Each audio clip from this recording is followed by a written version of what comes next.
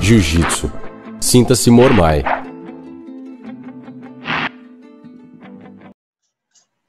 Fala, rapaziada, meu nome é Sérgio Malibu, sou faixa preta de jiu-jitsu, professor de jiu-jitsu, vivo do jiu-jitsu, e estou aqui com meu amigo Fábio Kiltacal, que também é faixa preta de jiu-jitsu.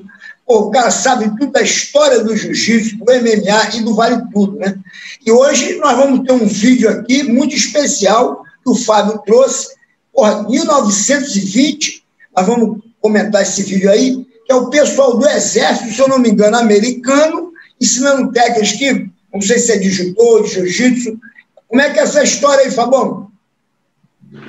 Fala, Malibu, tudo bem? Mais uma vez aqui no seu canal, falando de temas ligados ao início, à formação do jiu-jitsu, do judô, do Vale Tudo, tá?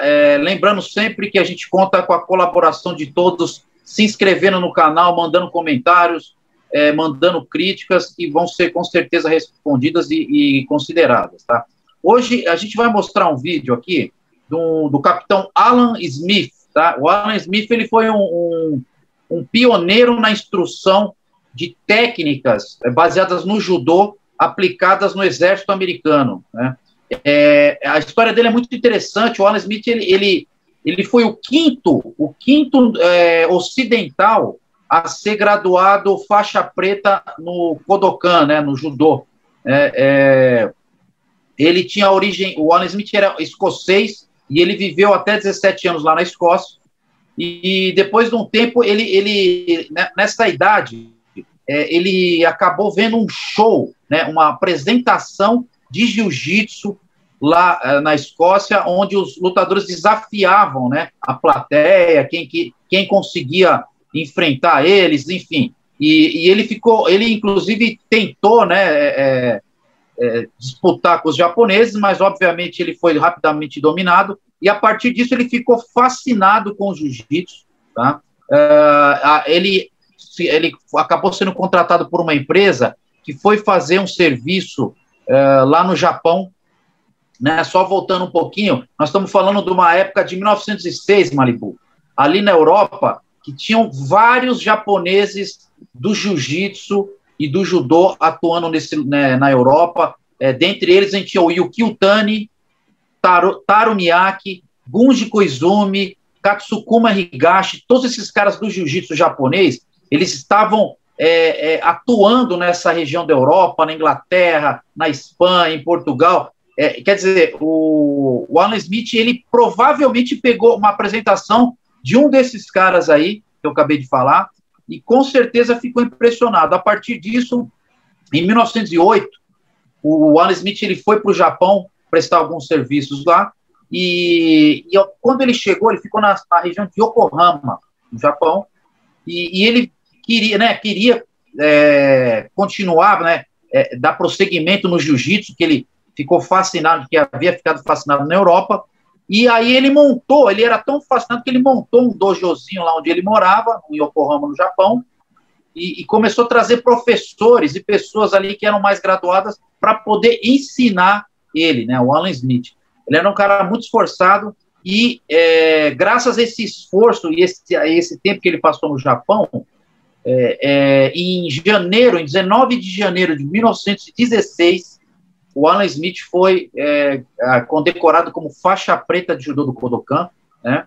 Inclusive, existe uma pintura, nós vamos mostrar aí essa pintura. Na época, foi retratado o Alan Smith, ele está, inclusive, de roupas escocesas, recebendo a faixa preta de judô, tá? É um negócio bem interessante. Ô, Fábio, o que não ficou muito claro, que eu não sei se você vai conseguir explicar, ele era faixa preta de judô, mas fazia exibição de jiu-jitsu?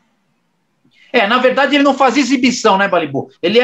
Quando ele estava na Europa, ele tinha 17 anos, ele assistiu, né, uma exibição. Ele estava assistindo, né, e ele conta que ele ficou fascinado com aqueles japoneses vencendo todo mundo. Inclusive, ele tentou lá, né, vencer os japoneses, e obviamente, ele foi subjugado, né, ele foi vencido, e a partir disso ele começou a se interessar pelo jiu-jitsu. Né? Essa época, a Europa, tinha vários japoneses, né, montando dojo lá na Inglaterra, principalmente na Inglaterra, né?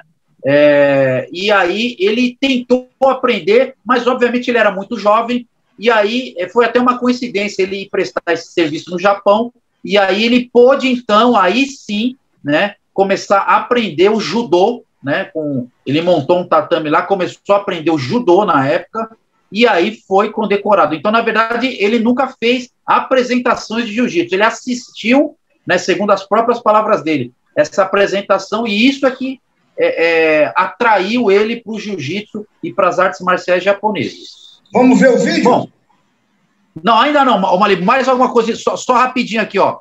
Ele, apesar de ser escocês, ele foi para os Estados Unidos e de alguma forma, que a gente não sabe, não existem muitos dados, tá? Ele acabou sendo promovido a capitão do exército, né?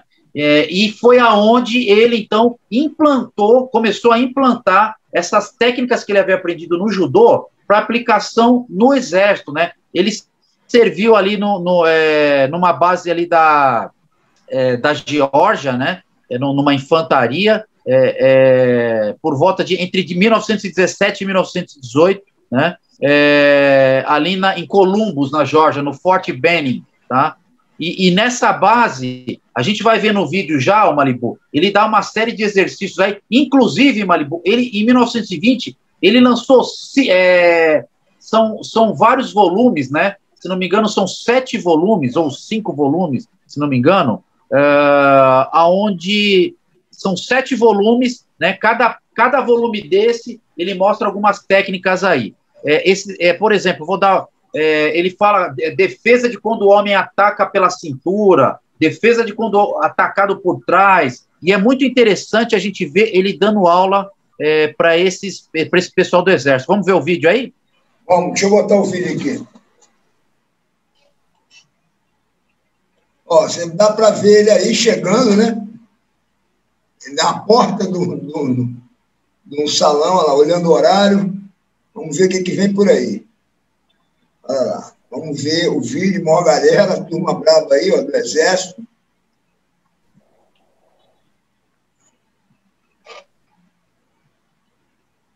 Aí. Aí já é o Capitão Smith, o Malibu, a gente vai ver ele fazendo uma simulação de ataque, né?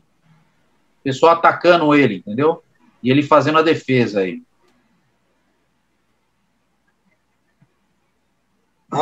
Aí ele está fazendo uma demonstração de controle para ir usando a mão de vaca, né?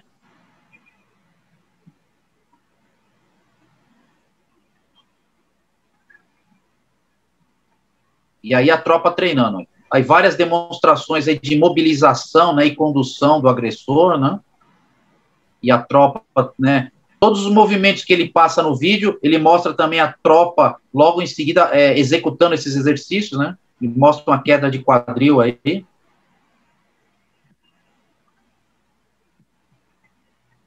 A queda de quadril, né? Isso e aí. A parte dos golpes traumáticos, né? A outra queda de quadril. Aí outra queda de quadril, né? Agora uma situação, as quedas de quadril aí e os golpes traumáticos, né? Exatamente.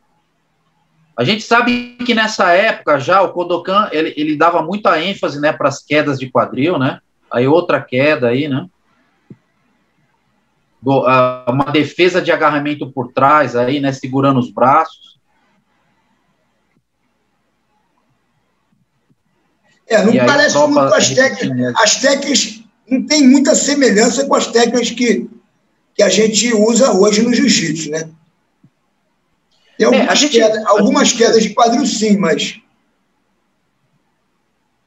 as técnicas... A gente percebe, Malibu, que obviamente, é muito difícil você ensinar um número tão grande de pessoas, e as técnicas, elas são realmente, assim, uma adaptação, a gente poderia dizer, né? Ela não é a técnica pura, vamos dizer assim, do Kodokan, né? Possivelmente ele fez alguma adaptação... Não, e aí, o que eu acho que foi adaptado foi as técnicas do jiu-jitsu, porque as defesas do jiu-jitsu, pelo que eu estou vendo aí, são muito mais eficientes que essas aí, né? Não tem dúvida. Agora, essa defesa aí da pegada por trás, levantando a perna, existe, né? A gente, é muito comum.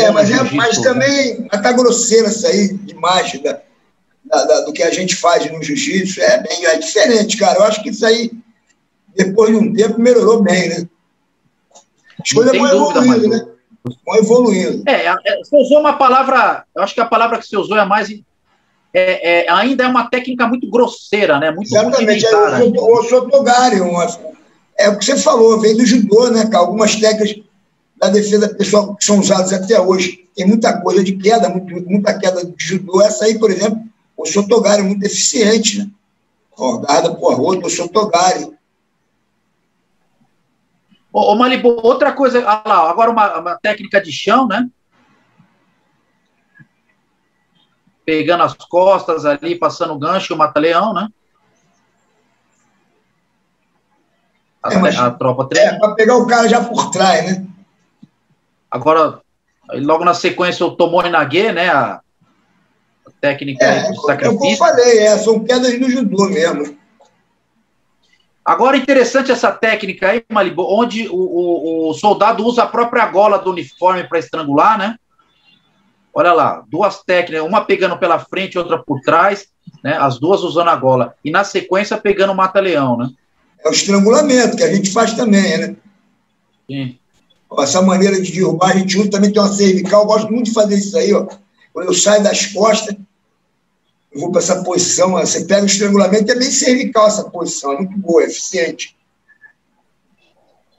Agora aquela defesa de facada por cima, né? Também é usado também, Mas como você bem falou, não tem aqueles detalhes, aquele apuro técnico que a gente usa hoje em dia, né? É verdade. Eu acho que o pessoal do jiu-jitsu quer ajudar muito nisso. Eu acho que já aprimorou, né? Daí teve muita evolução, né?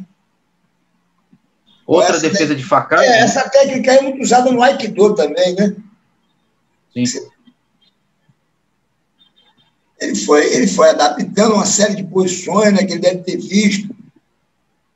Agora, é interessante essa técnica de chão aí, Malibu, onde, né, os soldados já começam no chão, ele aplica ali vai aparecer de novo essa técnica. Agora são os soldados treinando, né, todas as que passaram agora. Agora vai ter ali uma queda. E agora, na sequência, aquela técnica que eu comentei, já começando no chão, né? Por uma situação, talvez, de trincheira, né? E aí ele aplicando já uma guilhotina. É isso aí. É verdade. Bom, então, o que a gente está mostrando com esse vídeo é que esse trabalho de chão, de luta, de defesa pessoal já existe desde 1900, né, cara? Esse vídeo possivelmente é da época entre 1917 e 1920. Em 1920, o capitão Alan Smith ele publicou esses 7 volumes, né? E cada volume dele, de mais ou menos 34, 35 páginas, ele abordava um tipo de defesa, né? Para cada ataque possível que ele imaginava.